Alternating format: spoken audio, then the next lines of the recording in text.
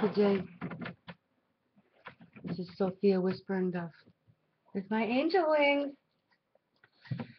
I'm here today to share with you a story that was channeled by myself on January 17th, 2011, while I was writing my book, Faces of the Sacred Spheres. And I sat down, and this legend just came out of nowhere and wrote itself. There's some very pertinent things in this, and I would like very much to share them with you all. It's called The New Legend of Pistis Sophia. She came from the thought of happiness, wishing to share with others. And the thought was thought by the forefather when he gazed upon the eternities that he and his mirror image God had created, and wondered how it would be to have some other being to share this with, someone who was his equal, but not of him. And since all that is a part of him, he felt a longing and a sadness, wishing to experience something that was outside his awareness. And these feelings of longing for that union came over him. And because he felt he should not feel such things, he threw the feelings away to a place where no one would find them, a place called the abyss. And in this dark place, the feelings grew and grew and became something that was not him. He went on for many millennium, doing as gods do, creating life here, destroying it there, adding a little sunlight to the planet and the like.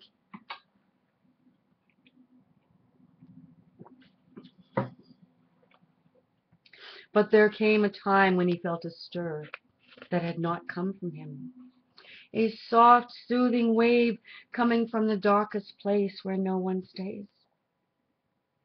The feelings he had thrown away had grown into something so incredibly shining, as though 1,000 constellations had gathered in one place and reflected in 10 directions from a dark sphere.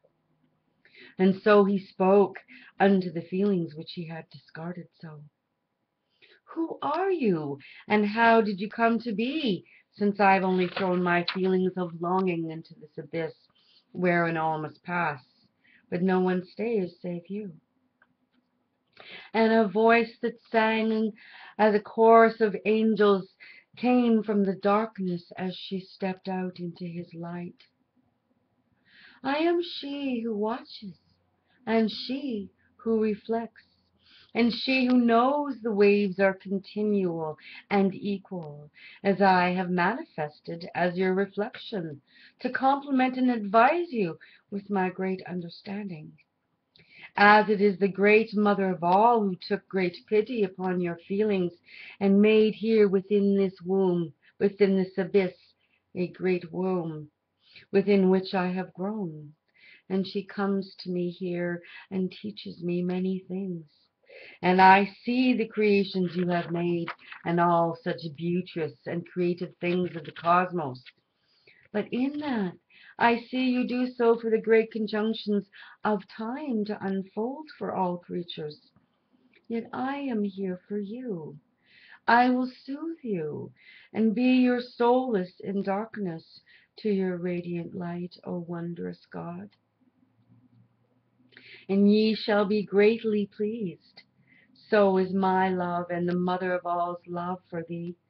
But, she said, only if you promise to honor me and cherish my word, and love me always with your utter truth and wholeness. Then shall this be yours, and always unto her, the mother of all, shall I sing praises. For she has taken your longing and made it into the reflection of that longing, for so great is her compassion and understanding. And he said, I am greatly honored, O mother of all, and hereunto I shall also call you the mother of all mercies. But what else shall I call you, O darkly luminous other? And she said, you may call me Pistis Sophia, As I am the joining of the light, as in the Pistis shall reveal, and in the dark as Sophia, which the wise ones know as the Holy Lady. And he gazed again upon the Pistis Sophia, and she was so very beautiful, as in the beginning of time, wherein all lights converge, and spark breathing stars, and life force within. And there was such a wave that surged through the heavens, and the angels, and the dominations of the principles of the firmament and under the firmament gathered to witness her birthing among them. And God was pleased, and the mother of all was also pleased. And so they unified and sang waves of divinity across the universes and abysses. And they made divine love, creating first from that love the star of the Pleroma, who was called Sophia, and the son of the sun, who was called Solus, which are like unto twins, the same yet different, one like her and one like him. For he is ever a sun, and she a moon. And so they glorified and hymned together with the living God of gods, and the mother of all the angels and dominations and principalities of all the rulers beneath the 13th aeon. And unto the son of the sun an aeon was made, and given unto him in the name of Ogdad. And so this went on for many millennia. And they looked about the planets and creatures on them and saw that many of them needed help. So many of them needed wisdom and knowledge and understanding to attain to their full potential. And it was in such a way that in looking down upon the earth, that God and Goddess saw the people of the earth needed guidance and a way for them to release the stains of their sins upon their auras in order to attain to higher functions.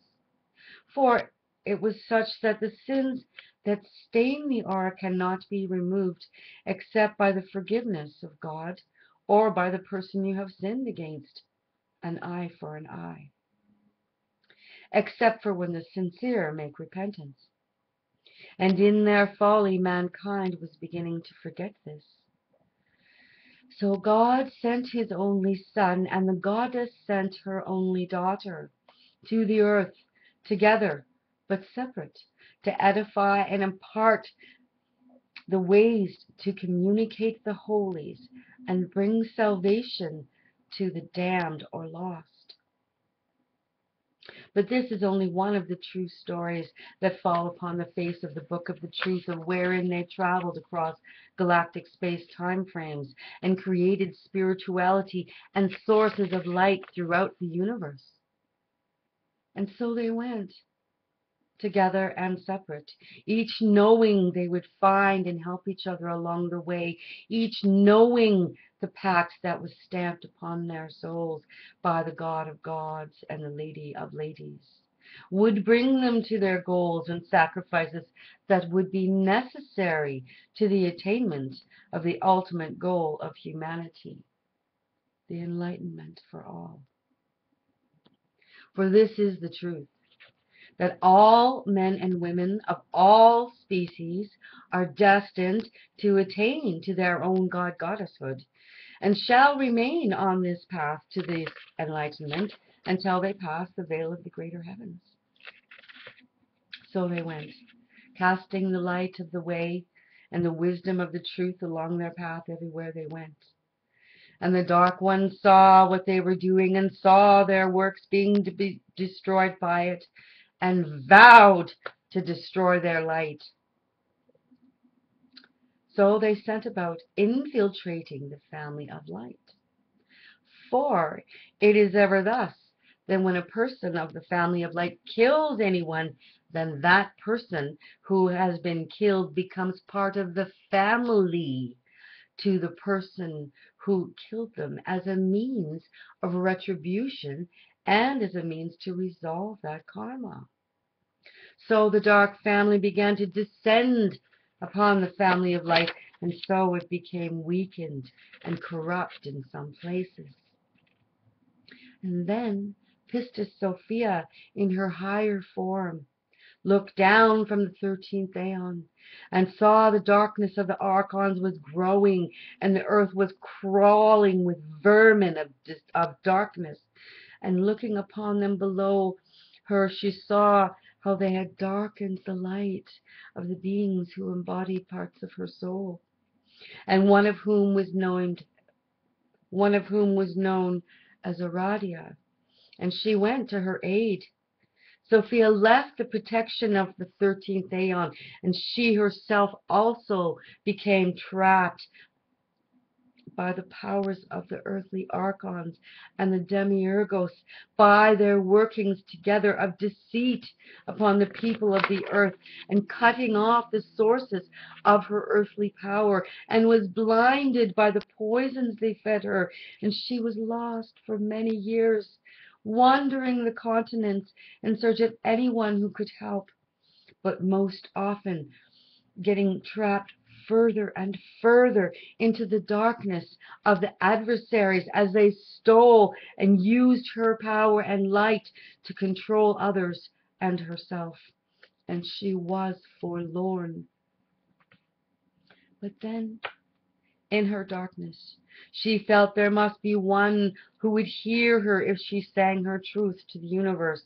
And so she sang for the very core of her being the song of the ages that told her story unto the beings who have mastered time. And she saw a light, and it was the light of her brother, the one whom we call the Christ, who was called Apollo, who was called Ra, but who was also called Solus. But he who has many names upon the face of the earth, and he who carries the light of the heavens, and of the sun, and the holy light unto the souls of beings. And he heard her cries and lamentations, and came down to hear the song of Sophia, and of her confessions and pleads for forgiveness unto the sins that she had committed whilst in the midst of the archons. He heard her cries of torment, and answered unto them, and reached for her, and pulled her up away from that tree that held her in that damned place, so that no longer would she have to bear the meanness and the lowliness of the archons, who have not the eyes that see such loveliness of the spirit. And through her confessions of the body, mind, and soul, he took her to the gates of heaven, and bade them open the gates unto them, and allow her to return into the fullness of heaven unto the 13th aeon. And the gates were opened at the time of the passing of the 9 hells age, and into the gates of the 9 heavens age. And so she passed back into the pleroma of her homeland, and there was great rejoicing all over the heavens. And she and he gave great thanks, and would retire to their realms, when the forefather and the mother of all called Sophia forth, and bade her sit by their side and converse. And she came and sat, and they spoke at length about many mystical and angelic things that she had not known of before. And the forefather showed her a host of angels that were made and consecrated unto and for her command, and he told her of their names and their functions, and gave her powers and the means to instruct them.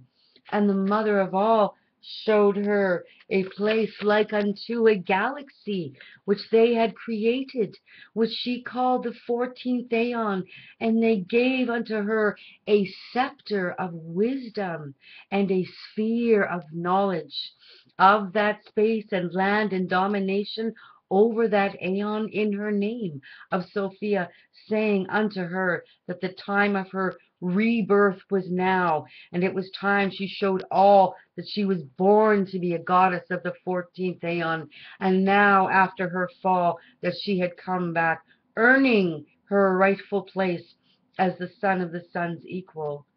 She remembered his feelings from whence she had come, and she wept tears of gladness that were like fountains of light upon the firmament of heaven that they touched. And now they spoke of the coming age, of what was to come, and they bade her look upon the times of retribution which will cover the face of the earth for 200 years. And she knew the way of the old must pass away, and will only do so after the ties to the old were severed and released.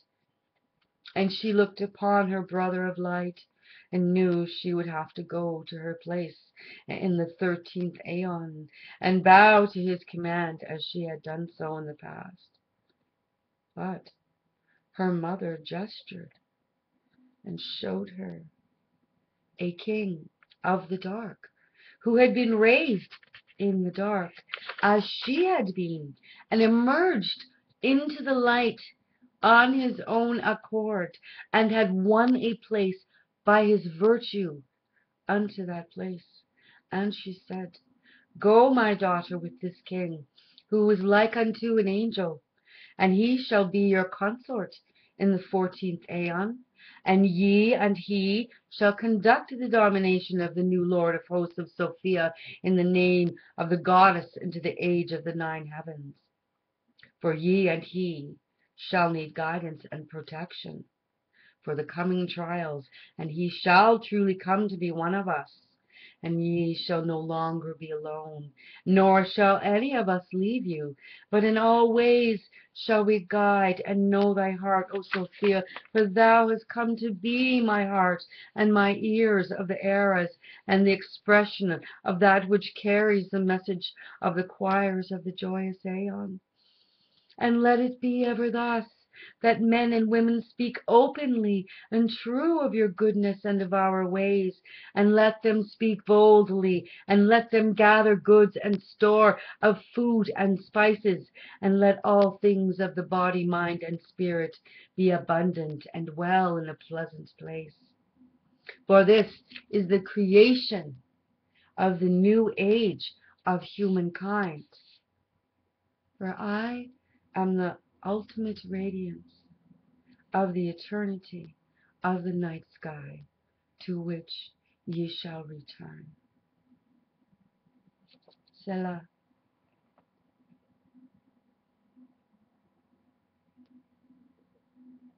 The channeling has been completed. Until next time.